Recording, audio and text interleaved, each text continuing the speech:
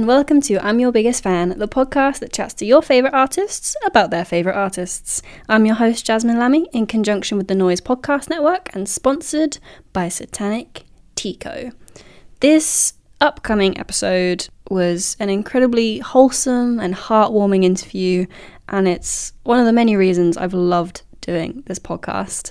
My guest today is the drummer in metalcore outfit Defects, Harry Jennings, who also used to drum in Shapes.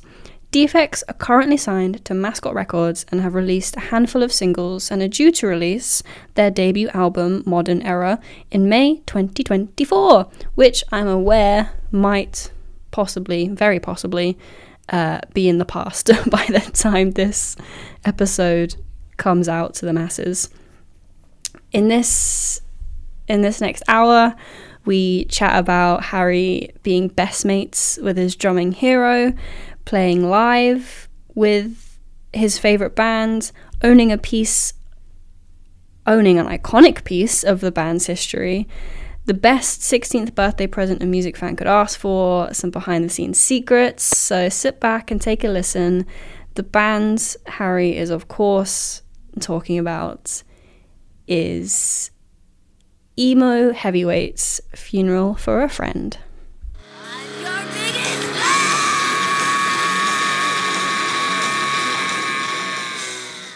Before we get into this, I'm not sure if Steve mentioned to you, but the whole premise of this podcast is to basically, I imagine that as a musician, you get asked the same types of questions every album cycle, every tour cycle, and as exciting as it is, it can get quite monotonous. And with the advent of social media as well, I find that fans can forget that their favourite musicians just also started out as fans of music just like them.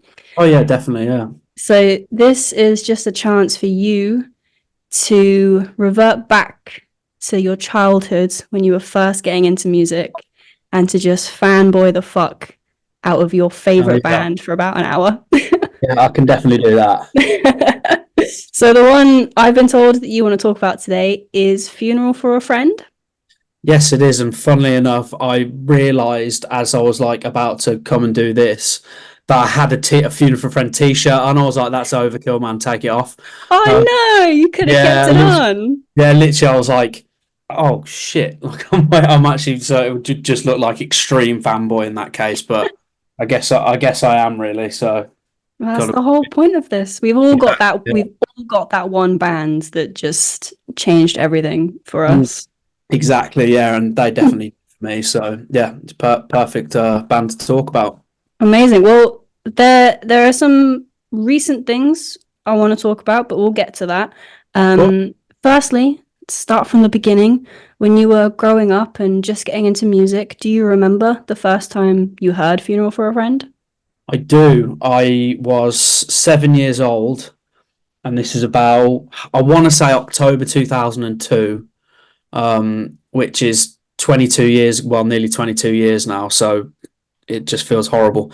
But I went to go see them support Iron Maiden, right. The NEC in Birmingham, where I'm from, and I'd been to like a concert, but not. I think there's a difference between a concert and a gig. Yeah, never been to a gig before. And yeah, some people say like, oh, it's at the NEC, it's an arena, you know, it's not the same. But it was the first time I'd been amongst people in that world. Yeah. Who liked the same thing as me, who dressed like me. I mean, I'm only 7 at this time, but I'd already decided that's kind of the direction I wanted to go in. I remember they were supporting, and I remember the drum tech checking the drum kit and being like, that's so cool. Like so someone actually plays that thing and they just get to hit things in front of all these people and that's their job. Yeah. And my parents were like, well, yeah, it's a drummer, like, obviously. And yeah, from that moment on, I was literally just like, I was sold on the drumming thing. And then when the band started playing, I was sold on them, really. So they're the reason for being massively into that genre of music from then on out, and then also picking up sticks and starting to play drums and wanting to be in a band and that be my life basically, which I've been very lucky for it to be for the most part. So yeah. Yeah, you mentioned there that you saw them open for Maiden. Actually, for me, Maiden was one of my first ever gigs as well. So Yeah. that's pretty cool. I think it is for a lot of people. It's the same with acts like Metallica and things like that. It's like they tend to be, if you come from a family where people like metal, like for me, my family, they were into punk rock, so they were into like the Clash, Sex Pistols, like all that kind of stuff. So for a lot of people in that kind of world, Iron Maiden tends to be their first gig as a kid because they get taken along by their parents, or whatever. So I'm not surprised whatsoever. I was just lucky that Funeral for a Friend happened to be the support band, and that hearing that type of heavy music allowed me to like go down a certain route of that genre, and I've never looked back really. I still love it to this day. Yeah, so when you went to go see them, were you already into, because Maiden and Funeral for a Friend are quite different musically, I guess. Yeah, Like, so maybe, the crowd thought so too. I seem to remember. I don't think they went down too well. yeah, it's a tough gig opening for Maiden. It's a tough gig for anyone, and it's still the same in 2024. Like literally, it's I meet with bands all the time who've either will open for them, and it's a great opportunity, and you get taken worldwide, and like it's an arena tour. It's going to be awesome, but it's just their fans are just their fans. Not always the case, but like most of the time, and but yeah, I mean, they didn't seem to go down amazingly, but I came away being a fan. So Yeah. I remember, so like my dad is like the biggest Iron Maiden fan, and he is very much a typical Iron Maiden fan. Like we have this inside joke where every time I try and show him new music, if it's not Iron Maiden, it's just shit. they don't He's want like, it. Yeah, yeah, basically. Yeah. The only band opening for Maiden that he's taking a liking to has been Shinedown. Oh, I mean, you can kind of see why, like, but I mean, that is hilarious. So I'm not surprised the first gig you went to was Iron Maiden. Yeah, literally. But when you saw them, were you already into Maiden, or was this just like a new world for you? And because like, what was it about Funeral for a Friend that was so different to any band you'd been listening to before then?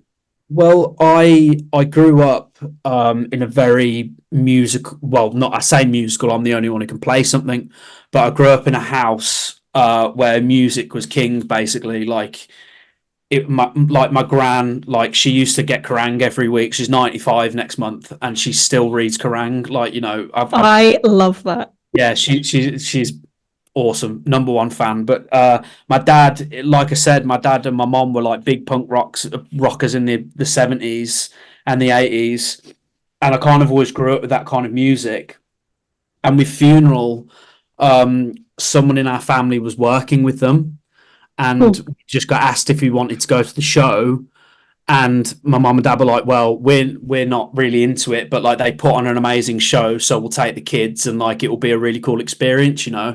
And so yeah, like rocked up early just to show some support for Funeral, and I was just obsessed with them from then on out, really. And the first single I bought when CDs and singles were a thing, the first single I bought was Juno, Oh yeah. which had a B side of You Want Romance, and I've still got it to this day. And I bought it from HMV in Solihull, and it was the first ever CD I bought. So yeah, it was like literally I think the day after that gig I went to buy it. So yeah, it was like an instant thing for me. Oh, I love that. I find as well, would you say it's the first band you discovered that wasn't from your parents' immediate Yes, influence? that is. Yeah, that's a good point. Actually, it was definitely in my mind the first band that I took on personally that I wasn't shown. Yeah. Like almost that I'd kind of taken it upon myself to like go, I want to buy a CD, like I want to listen to this properly, like, and then I mean my parents like them as well. Like that's not saying they hate Funeral for a Friend, like they love them too. Like, but for me it was more like this was mine, like this was my obsession, and like this was something that I was gonna like the first songs I learned on drums were Funeral for a Friend songs, so it's always been there in my life, and I've always taken liking them very seriously, and I've always been the one to be like, "What's your favorite song?" I'm like, "Funeral for a Friend," like instantly. Like Yeah. it's one of those things. Oh, that's so lovely. Yeah, I mean it's it's one that because it can sound a bit like fanboy and stuff, but the thing is, I really do see that band as like the reason I do what I do. Like I don't, and a lot of people do have those bands, you know. Like I know a lot of people is like Converge and bands like that who are like at the forefront of that type of metal. Yeah. And it's the same with Iron Maiden, you know, like when they first came out, like they were, and Metallica, Anthrax, bands like that, like they were the first people to do that variant. And when people hooked onto it, it just created like a new scene. Yeah. So yeah, that was my scene, and then eventually it kind of went on to like the early 2010s metalcore scene, which there's some questionable music videos that I was in at that time, so we won't go into that period of my musical career. Well, luckily for you, this is an interview about funeral for a friend mainly. Thank God. Yeah, thank God. Yeah. It's interesting there that you mentioned that like you showed up to support the opening band because my full-time job is in music. I'm a publicist. I think so. I work for the Noise Cartel, and I think we used to do Defects before. Yes, you did, yeah, and I think you used to do something with Shapes as well, which is the band I was in before. I've only been there for like a year and a half, so that would have been before my time. Yeah, I mean, this is going back about like 5-6 years ago now. I mean, but yeah, the Noise Cartel, I've been around like since I started touring seriously, really in like 2013. So yeah, very familiar. Yeah, nice. Well, going back to like showing up for the support bands, Yeah. I have discovered some of my favorite bands from just checking out the support bands, and it really there's not a lot that pisses me off in this world, but it pisses me off when people don't turn up for the support bands because I'm like, they could literally be your next favorite band. And because like I said, like I work in music full time, so unless it's a band I'm working or one of my like childhood bands, I find it really difficult to discover new music in my own time. Yeah. So going and seeing support bands is like my way of, you know, giving time to discover new music. Yeah, I mean, I actually forgot how, for a little while, I forgot how important it was to stand and listen and kind of be there from the start and check out someone you might not have heard before. Just simply because I'm the same. There's so much out there, like Spotify, Tidal, Apple Music, Amazon Music. This, for me, in my brain, there's a little bit too much. So a lot of the time, I tend to revert back to what I listened to when I was a kid, or whatever that band's put out and stuff. And sometimes I do really struggle, but as I've started touring more again after the pandemic and after Shapes broke up with Defects, I find myself, I've had a lot of realizational moments where I'm like, I love, like, this band sound amazing. Like, I'm going to go listen to them now. And I think that's what has definitely been lost. And a lot of bands are trying to do it just online. And I don't think, and that's fine because look, touring's expensive, and like we're not gonna pretend that there's been things that have happened in the country in the past few years that haven't made it near impossible for new bands to tour, which is horrendous because that's like how bands get their name out there, you know. But I don't think there's anything like discovering a band live. Like I just, even if you hear a song on Spotify and you think it's amazing, seeing that song live or hearing that song for the first time live is completely different, and you'll have a complete different love affair with that act if you've seen it live. And I agree. I think a lot of people are missing out on that and have either just can't be bothered, or they'd rather stay in the pub. But it's like go to the venue, have a beer, and watch a band. Like instead of sat in the pub. Like that's my thing. I'm always liking to get there at doors and things like that, and kind of just being in amongst it. I don't think there's anything like it. Yeah, I absolutely agree with you on that point. Yeah, so going back to like, there's nothing like discovering a band live. There's been a lot of modern bands and names that I've heard floating around, and I've like tried to listen to the music, and it's not really clicked for me. Yeah. Until I've been dragged to see them live. And after seeing them live, I'm like, fuck, it makes sense now. And then the next time I listen to them, my entire mindset is completely flipped. Yeah, I've had that with quite a few bands, like especially in the last couple of years, where people are banging them and people are like, "This is the next big thing," and like, "This is amazing," and I'm listening to it and I'm like, yeah, I get it. Like, I get why it's going to be the next big thing, and like they're all very talented musicians. But for me, in my brain, it's not clicking. Yeah. Then, as you said, I'll go watch it, and I'm like, oh, that's what everyone's going on about. Like, one of those bands for me was Sleep Token. Like, I couldn't really get into it too much on record, but then I saw it live when I was on tour with another band, and I was like, I get it, I get it. That's like, okay, I understand now. Yeah. So it's really important. Like, even if you're not too sure, go along anyway. Gigs are always fun. You're gonna have a laugh with your mates, and something might click. You know, it might not, but you're gonna come away with a great day out. So Yeah, exactly. Sometimes you got to learn these things the hard way. exactly, yes, that's exactly true. Going back to discovering Funeral for a Friend, you said there that after you saw them, you went and bought one of their singles. Yeah. And I find, at least with my childhood bands, my favorite songs from those bands are always the first song I heard because it's got so much nostalgia to it and it holds such like a Yeah. special place. So for you, is your favorite song still that first single you bought, or has that changed?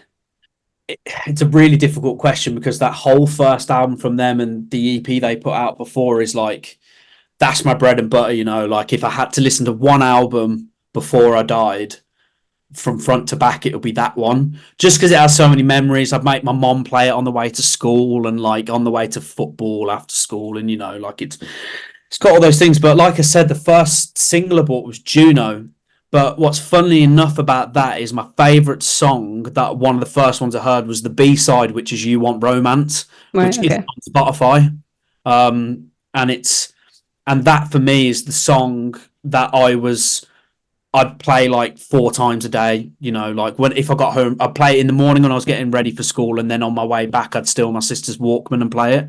Like, that was kind of like my thing. So yeah, it was. I was a very early kid of, oh well, you know, I love their B sides. Not too sure about the main bit. You know, like it's kind of a very wanky way of being like it, but it's true. Like, all their B sides were as fire as like the main stuff. So yeah, a song called "You Want Romance," and if you're listening to this and you've never heard it, treat yourself because it's a banger. So you said there it's not on Spotify. No, Um, is it on Apple Music? Is it on YouTube? Does it I don't exist? know. It will be on. It's on YouTube because back in those days, is like that bands would do so many music videos. Like now, because it's so expensive to do, you don't have that many anymore. But Hmm. back then, they'd even do videos for the B sides. So there's an actual video for it on YouTube. It's way below HD. Like, Yeah. my God, like it's VHS level quality, but like it's great, and the song itself is perfect for me anyway.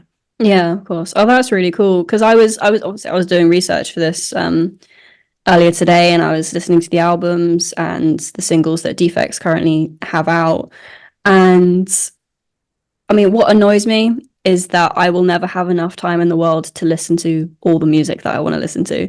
I do not have the time to listen to a band's entire discography, and that bugs me because I'm a whole album's discography kind of gal. Yeah, So, for sure. If I like 2 or 3 songs, I'm like, well, I've got to do the rest of the album, like, because what else am I missing? But I was quite lucky with that stuff because actually it's the same with Bullet for My Valentine. Whenever they released an album, first day it was out, I'd listen to it front to back. So I've kind of had 20 years to like spread their whole discography over, instead of being like, oh shit, I've got to listen to like 8 albums. Like it's because that for me, if I hear, it's the same with this TV series. If I hear there's 8 seasons, I'm like, yeah. bothered. But then I'll get into it. Like, Breaking Bad was one of them. Got into it, and I was like, I should have listened. I should have watched this sooner. So Yep. it's exactly the same with albums. I'm guessing anyway. But I'm glad you said that your favorite song isn't available on streaming services because that makes me feel better that I've not heard it. Yeah, it's again, it makes me sound like a right like wanker, but like it's just, it's one of those songs that just like it brings back so many memories, because I think, yeah, it was only a B-side. I don't, because they had 2 EPs. They had 4 Ways to Scream Your Name and then 7 Ways to Scream Your Name, and that, I don't think that was on there. I don't know, but after this, I'm definitely going to look. But yeah, it was a B-side, so I don't. It's not on Spotify. I think they've got a live version on Spotify, but Okay. not like the actual recorded So what is it about that particular song that does it for you? For starters, it starts with the drum fill. A very a very simple one, but a really effective one, and that is why I based a lot of my drumming techniques off Ryan Richards, who was their original drummer, who came back and is now their drummer again, which made me very happy, of course. But yeah, he starts with just a really simple drum fill, and so for me, being in love with drums, like being young and in love with drums, that was the song that caught me. Yeah. There's another couple of songs like Escape Artists Never Die as well that have the same, but that it just comes in with that drum fill, and I was like, whoa, like this is amazing, and like a great riff and stuff like that. And it was around time I was like understanding what a riff was and what rhythm was, and kind of like, and to be honest, I instantly connected to the whole screaming and singing thing. I don't know what it was about screaming, but I loved it from the minute I heard anyone do it. Like, that's quite interesting, because it takes some people, they need like a gateway band to slowly get into heavier stuff. Exactly, like, and I don't know what it was. Like, I don't ever remember listening to anything that was heavy like that and being like, oh, what are they doing? I always mean, like, that's sick. Like, how can someone do that with their voice? That's awesome. And then to break into a huge chorus with like meaningful lyrics and stuff like that, something just clicked. I don't think anyone can ever explain it. Everyone's got their thing, like everyone's got their, someone will probably say it the first time they heard Michael Jackson, you know what I mean? But it's like, it's one of those things where I listened to it and I was like, this is me. And it was the riff, the drumming, everything. It was just, chef's kiss. Yeah, I absolutely get that feeling. Like, my favorite band is Guns N' Roses. And I got the same feeling the first time I ever heard just like that opening riff to Welcome to the Jungle. It's like my life has changed.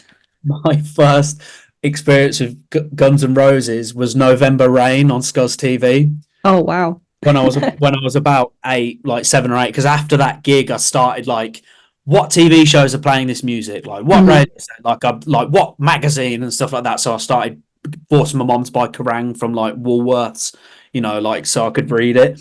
And yeah, it was November Rain, and to this day, November Rain for me is probably one of my top 10 favorite songs, because it's classic, and it's classic Guns N' Roses. No, I love that. I love that. It's so epic as well. Like, it's got such different segments. I've got November Rain lyrics tattooed on me as well. So oh, well, there you go then. Yeah, no, it's one of those songs where it's so, from a songwriting point of view as well, it's so clever how they can just ebb and flow throughout things, and it just still remains epic. But yeah, I love that sound. But yeah, you get it though, man. Like, you listen to something for the first time, and it's just like you feel like your musical path for the rest of your life is just laid out for you. Yeah, you like, for instance, I love Justin Bieber. Don't care, putting it out there. I literally don't care. Like, I think he's great. Like, fight me over it, So it's like, that's like my main highway in music, and then I deviate off. Like, I'm not one of these people who's like, if it's not metal, I don't like it.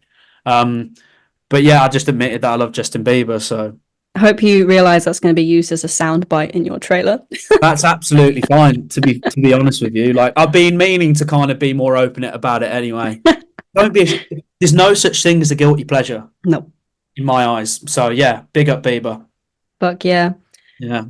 Going back to I mentioned a band tattoo just then. I see you've got one on your neck. Do you have a funeral for a friend tattoo?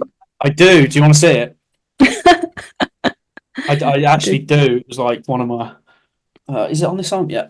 So I've got the first album tattooed. Oh, amazing. Okay, that's really cool. I like that it's in a frame as well. Yeah, I just wanted it to be like, because that arm is like traditional tattooing, and I was like to my mate, I was like, can we make this, because it's a real photo, the album artwork, but I just said, can we make it like traditional, and he did, and he smashed it. So yeah, it's literally one of my favorite tattoos. So fuck yeah. Again, we've got a very similar thing with our favorite album. Nice, tattoos. the classic. I got a maiden one as well. Oh, nice. Yeah. Yeah, I love that Eddie design was great. It's so sick, because I love Mayan culture as well, so it combined. That worked perfectly then. Exactly. How old were you when you got that funeral for a friend tattoo? Oh god, it popped up on my like thing on Facebook the other day. 5 years ago. So I was 23. I was 23 when I got that done. Did you know you always wanted to get that tattooed, or was Oh that yeah, like from the start. Yeah, I mean, I got my first tattoo as soon as I turned 18. I was like, right, here we go.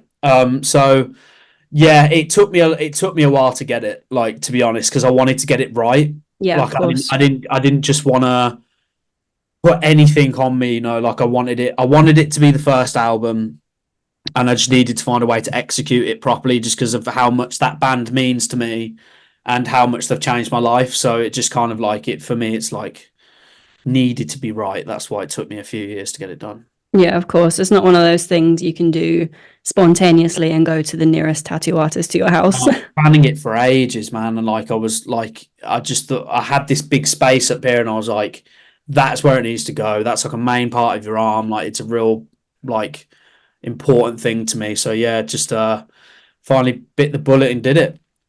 But nice. How many hours or sittings did that one take? It took like 2 hours, something like that. Wow. Yeah, it was my mate Joel, who, funnily enough, he's just joined Oceans Out Alaska, as their new singer. So big up Joel. But yeah, he's done a few things on my arm. He's done like a drum key and things like that. So yeah, he's very fast, but he's very good, which suits me just fine because I'm fidgety. I Yeah. don't. I mean, shock the drummer's fidgety, but like I don't. Yeah, sitting down in the same position for a long period of time makes me antsy. Like I want to do Mm. something. So yeah. Yeah, I'm exactly the same. Although my first ever tattoo, I've got probably about the same size as yours, maybe. Right. But that took 14 hours in one sitting for Oh, so wow. it was so it's like a satanic nun that I've got there. Yeah. But it was apprentice that was doing it, and it's hyper realistic. There But you go. he was, because he's an apprentice, he was very slow, Uh, and I I've travelled got for that on it. my arm, so I know how long those ones take. So yeah, that makes sense. And I hate getting tattooed as well. So I was Oh, like, it's the worst. I got it done recently, and like even though it was a small one, I was like, this sucks. Anyone who says this doesn't hurt is fucking lying. they Like, are psychopaths. yeah, you were lying, like point blank. Like I remember I knew a girl once, and she was like, "I actually like it." I was like, "No, you don't. Like you're lying. No one can like that. Like it hurts." Yeah, I was recently in Nashville with one of my best mates of 15 years, and we got like just like little matching tiny cowboy hat tattoos. I went Nice. first. I was like, I hate this, but it's tiny, so it's fine. And then she went and she was like, this is fine. I like this. And both me and the tattoo artist were like sadistic.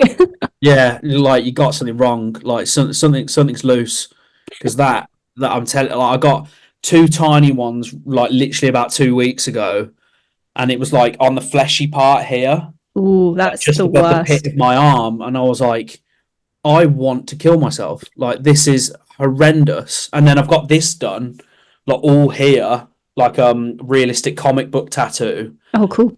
and it's still not finished. I like it looks finished, but it's not finished. Yeah, you know it's not finished, but Exactly, yeah, and but it hurts so much that I'm not in a rush to finish it yeah. because it just really hurts. I've got both my arms completely done, and the worst place has been like Oh, has been there. It's it just must like be there's just so when it's thinking like about it. It's just it's oh no, it's horrible. I knew it would be bad, but like when he started, I was like, this is so much worse than I actually thought it was going to be. yeah. Oh, I was gutted. I was like, I'm here now. I got to get it done. So, I'm worst ge- day of my life. I'm getting my spine done hopefully in the next few months, and I don't Yeah, have anything on my back yet, so I nor don't do know I. what to expect. I've got nothing on my front or my back. Like it's all my arms and some on my legs, and then both sides of my neck done.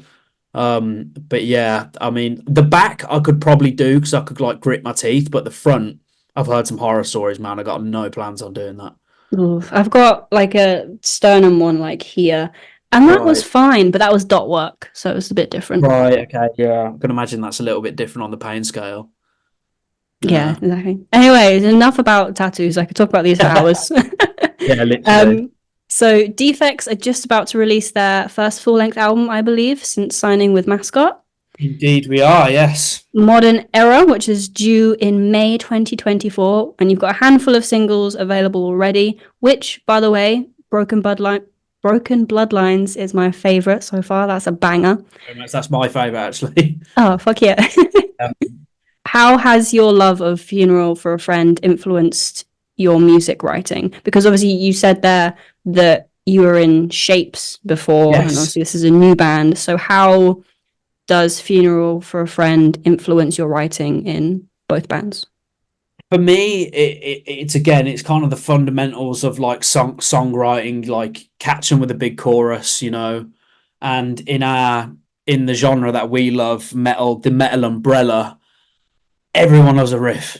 Come on, like that's what we're here for, man. I've got the word riffage tattooed on me too. Yeah, fantastic. Like I would be up for doing that, because it's you hear a dirty riff, bass face, like that's just what happens. And for me, songwriting, it's kind of like, well, more like when I come to writing drums, Ryan Richards, the funeral drummer, taught me about the importance. For me, I took from what he wrote is like the importance of the gaps in between things and how you can fill them. Right. Yeah. So whether that's adding little symbols here and there I call them tinkles.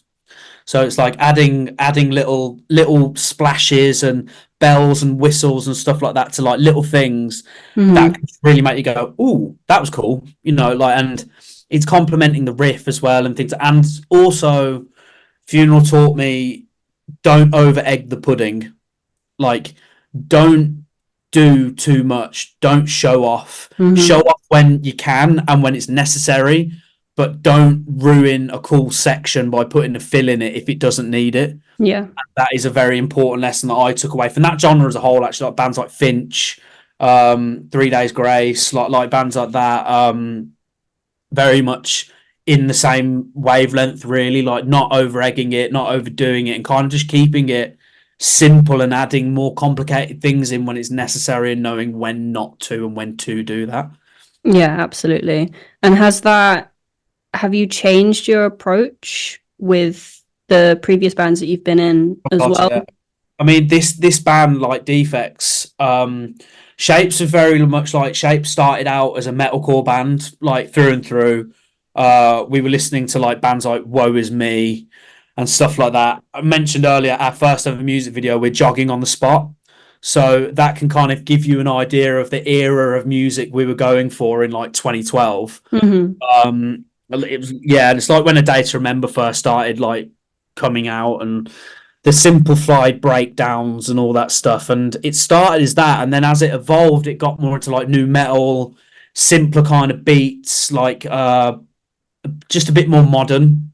Yeah. And then when I joined Defects, it was back to metal, which I grew up on. I love it. Like anything with a double kick pedal, I'm there.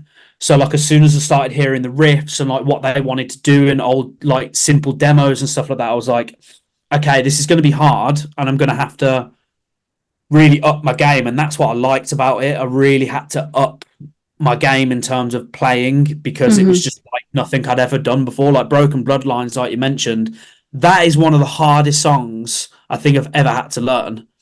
And our new single Lockdown, which has just come out, that's just constant, man. It's like Slipknot levels of like what's the word for it when you're running and you've got to keep, when like if you've got stamina, you've got to have good stamina for it. And yeah, it just like there was a whole different approach to the way I was drumming, and I had to change my technique and like my breathing techniques and my stance when I'm sitting down and things like that. So it was a whole new ball game, but I've like loved every minute of it.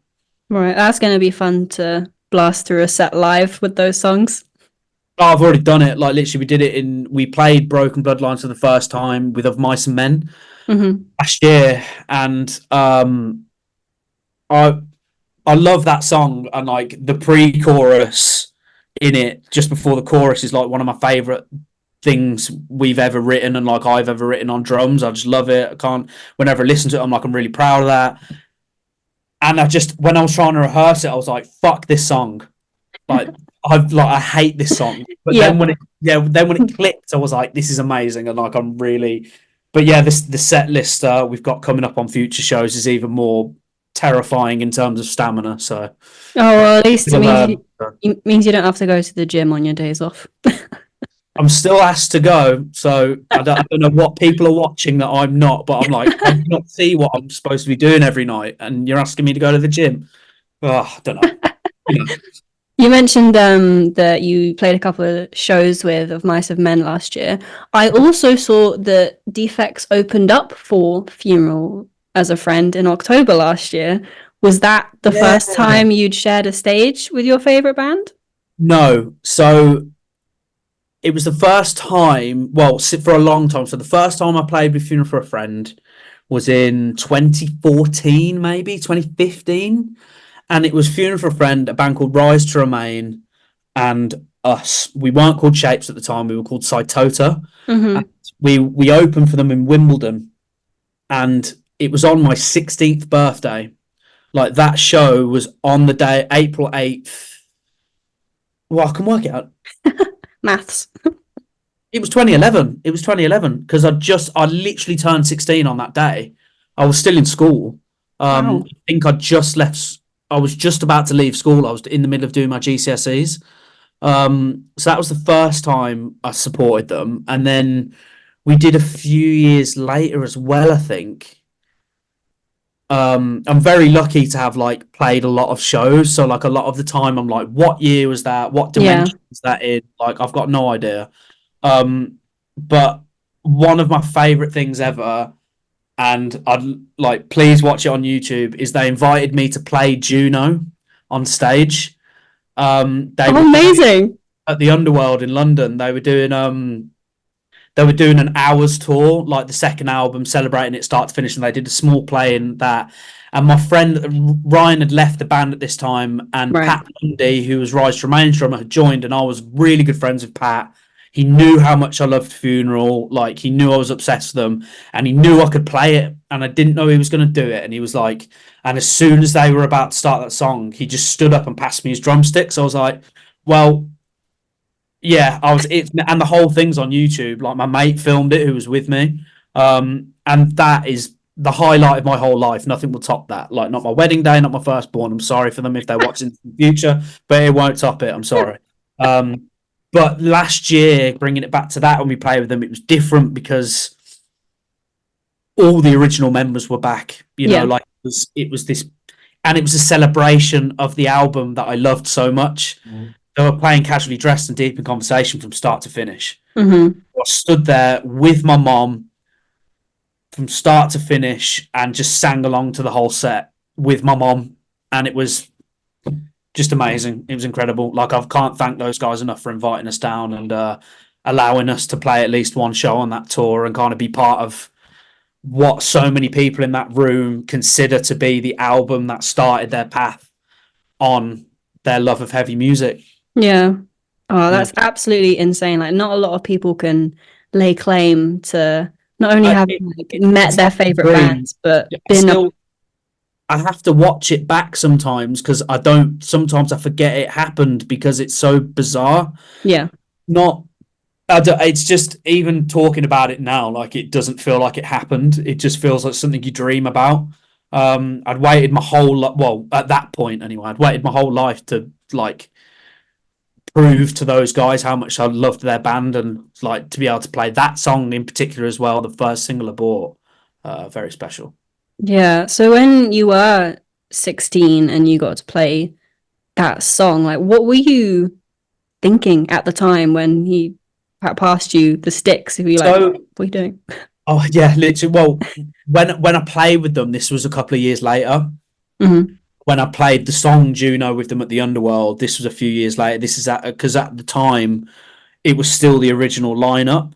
But I remember being told we were going to do it. And we were all kids at the time, man. Like we were 15, 16 years old.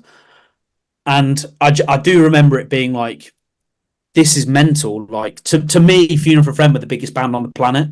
Yeah. Like that was like what I aspired to be, you know. So being asked to do that at such a young age was just like a really insane thing. And being passed those drumsticks by Pat, I've never been so annoyed at someone and thankful for someone in my life, because it was just like the pressure and like the anxiety inside me was insane, and like, don't fuck up, don't fuck up, don't fuck up, don't fuck up. But I Mm-hmm. didn't, and it was amazing. And now I've got that memory for the rest of my life that I can always look back on and smile. So I've got everything to thank Pat for. So Yeah, of course. So I'm assuming at some point you have gotten the chance to meet Ryan Richards then. Ryan Richards is one of my closest friends at the moment. He managed Shapes for a couple of years. Okay. So after he left Funeral for a Friend, he became a manager and he took on Shapes because he loved the band. And obviously we played with him, and he was around all that stuff. And um, Ryan actually gave me the one of the bells that was used on the first three albums. So I've got the actual symbol that was like, there's a really iconic part in a song called Escape Artists Never Die. And right at the end of the song, if you haven't listened to it, I really recommend it for anyone listening. Right at the end of the song, you hear a bell tong and then they kick into the last outro. I have Mm-hmm. that bell. That is mine now. That's my bell. Like literally, I remember he broke it and he was going to throw it away, and I was like, "Don't do that. I will literally have it off you now." Like, and then when he came back to play with Funeral for a Friend a few years later, he was like, "I don't suppose you've got that bell. I need it." Like, nah, I don't know what you mean, mate. I don't know what you're talking about. But yeah, What bell? yeah, what bell, lad? Shut up. But he's such a great guy. And I first met him when I was really young, when I was about 8, 9. I got the opportunity to meet him, and ever since that moment, I kind of really looked up to him. Yeah. Um, I met him at the same age I was that his son is now. Oh. And he told me that when I saw him recently. He was like, "Oh, my son is like the same age you were when I met you." And I kind of looked at him. I was like, being nearly 30 now and seeing that and just seeing how everything's progressed in life and stuff. Like, I've been so lucky, and it was a real like humbling moment, and I've just been so lucky to be able to share a stage with my heroes. And not only that, but to call one of them my friend, and it's just very special. Meet your heroes. That's all I'd say. See, Yeah. this is why I love doing these interviews. It's for these adorable, wholesome moments and memories. It was like, I consider myself a metal guy, but like I was stood there like, I'm gonna fucking cry. Like this is touching, man. Like, it's, yeah.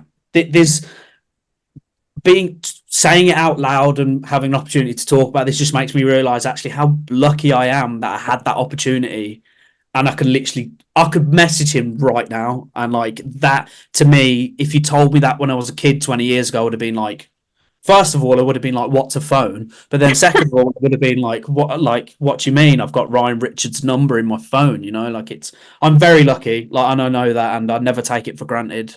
And I'm never cocky about that fact. I know how lucky I am, and I know how special that is to have that as a part of your life. Yeah, I get that as well. So even though Guns N' Roses are one of my favorite bands, my musical hero, is Lizzie Hale of Hailstorm. And I got to meet her twice last Yeah, year. nice. And She's awesome, man. I She's a was powerhouse. I was like, I have to tell this woman how much she changed my life and how much I adore her, but I don't want to come across as creepy, but I will regret it if I don't tell her what she means to me. And I'm going to try not to cry as I say it. But that's the thing, and I think a lot of people, you'll hear it so many times that people are like, I met my hero, but I never told them. Like, even if they've heard it a million times, for you to be able to tell that person, like, you saved my life, like, you inspired me to be a musician, you gave me the confidence to do what I'm doing now. Like, I think even if you're shitting yourself, swallow it and just say it. Even if you end up screaming at them, just say it. Like, literally, like, otherwise you'll regret it for the rest of your life, man. Like, sometimes these things only happen once in a lifetime, and take the bull by the horns and just absolutely go for it and just tell them. And Yeah. more times than none, they're going to be like, thank you so much. Like they're going to be really thankful. And these people, they love hearing it, because it makes them feel like they've done something important. Mm-hmm. And it's that whole like, that could make their day, you know. So yeah, Yeah, tell people you love them. you can't live your life with what ifs. You can't. You can't. It's a life lesson. I'm telling you. Telling you. Exactly. Yeah. Exactly. So, when I was doing a bit of reading earlier, I read that during the recording of the Hours album, Matt Davies recorded his vocals from a moving car and from the middle of a busy Seattle street. Or Drive for the Huh? song. I Yeah. think you did it for the song Drive, yeah, because you hear the keys start at the start of the ignition. Yeah. So, as a musician, what's the most unusual way you've recorded, or what unusual environment would you like to record in one day? I think I've done. I think I've done some. We did some stupid stuff in Shapes. One of the stupid things we did is we knew we were going to be there for 6 weeks. We all had a beard, so we shaved like patterns into our beards, and I like it was awful. And I know I've got the picture somewhere. Like, and it's like if you ever want it and you see me, just ask. But Right. in terms of recording in weird areas, no. Like I've never like no, I can't think of a time where I've been like in an area where I'm like, this is weird, like, Mm. and this is funny, you know. I mean, I remember seeing Charlie Simpson when recording the second Fight Star album. He nearly drowned himself to get the air he intakes before the song Death Car. And I remember seeing that and being like, I don't think I ever want to go to those extremes to record something. I literally had his head in a sink, and then before he was at the point, came out and like took the biggest breath of air he could. They recorded it and put it on the record. It sounds sick, but like I ain't doing that, man. Like, Mm-mm. yeah, I'm not doing that. So I've been very lucky to record in some really nice studios, and even then, like with my mates, you know, who are doing stupid shit outside of recording while we're in there. So, Mm-hmm. I mean, I've got plenty of stories of stupid shit I did with people in the studio, but not recording drums. I take recording my drums very seriously, I must say. Or the producer did, and they wouldn't let me dick around. So, killjoys, man, I can killjoys. imagine that recording drums isn't as simple as recording other instruments as well, in terms of the space that you have to do it. That's one thing. I mean, the really fun thing is about setting it all up, reskinning it. It sounds absolutely perfect. You've got a perfect mix. It's the best you're ever going to hear your own kit sound. You know, like it's the best microphones, the best sticks, like the best headphones. Like it sounds amazing.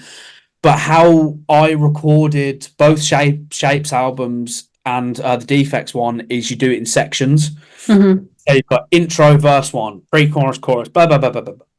You run it all the way through a couple of times, start to finish, 3.5 minutes, whatever. But then you do each section individually.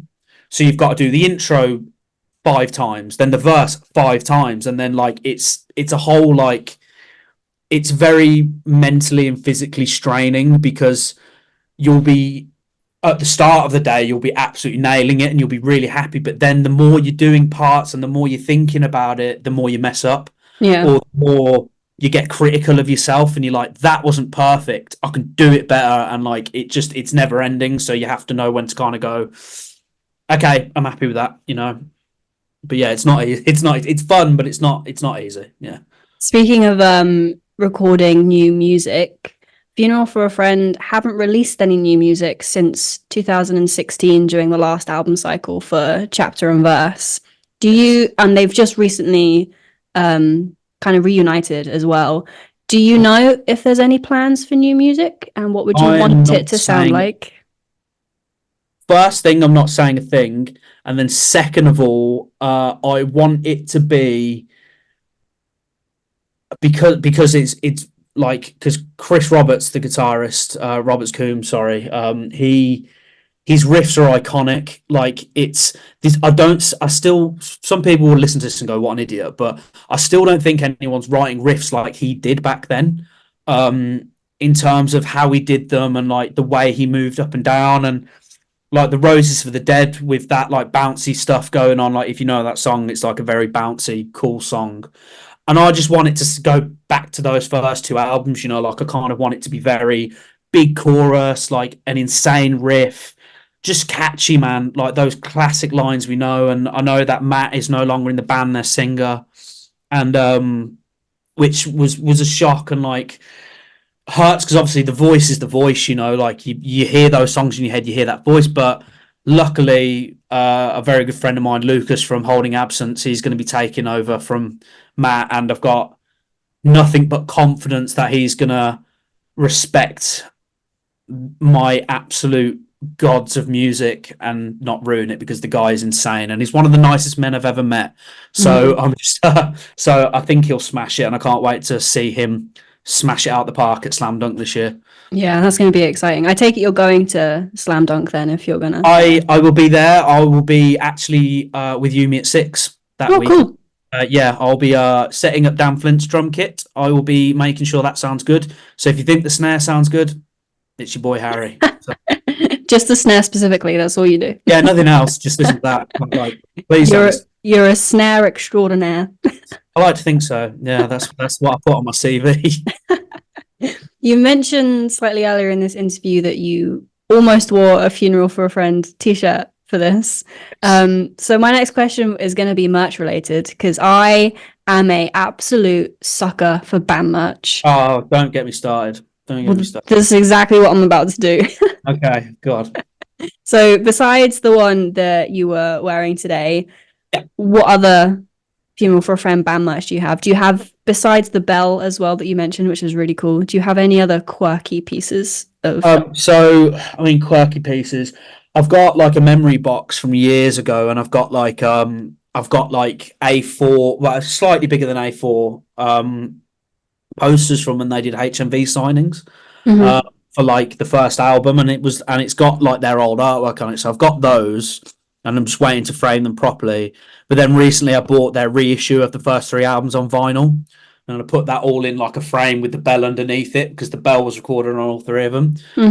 So I'll put that in pride of place in my house. But I mean, the amount of Funeral for a Friend t-shirts I've had over the years is just embarrassing, like, to be honest with you. When they first came back with original lineup, I walked up to merch and I literally went, I'll take one of everything. I spent like about 150 quid. I was like, I want it all, like now, like right now. Like in my drawer in my room, like there's probably about 6 Funeral for a Friend t-shirts in there. It's just like, because the artwork's always been so cool, and whenever they've done much, it's been cool. And like, if they've got a t-shirt at Slam Dunk, I'm gonna buy it. Like it's just one of those things. But yeah, over the years, I've had some awesome Funeral for a Friend stuff, man. Like really cool stuff. Like I've actually got some of their like laminates. Oh, cool. I've got some laminates framed over there, like literally from like one of their first ever tours. Which I managed to get a hold of. So yeah, that's another cool piece of stuff in there, and like an old signed photo from about 2003 that I've got. Bless. You mentioned their really cool t-shirt designs there. I was having a look at their website and having a look at the merch that they've got, and I think they've got a couple of old tour shirts that they're still selling there from previous tours. And there was one that's got a skull in a flower, and it's a white. Oh yeah. That one's really cool, and it's not often you see white metal band shirts either. So that was cool. Yeah, I agree with that, and that they did a shirt on that same tour as well, actually, because I think that was a tour I was like, give me it all. It was like black and blue tie dye. Like, it looked awesome, and it just had Funeral for a Friend in white, and then like something on the tour dates on the back, and I've got that as well. But yeah, they've always done, like, even back in the day, like they always did like really cool band merch, and like they were the first. There's a picture of me and when I'm like 8 or something. I've got a dog collar on, a black Funeral for a Friend t-shirt on, and an old pair of cargos that I stole off my sister.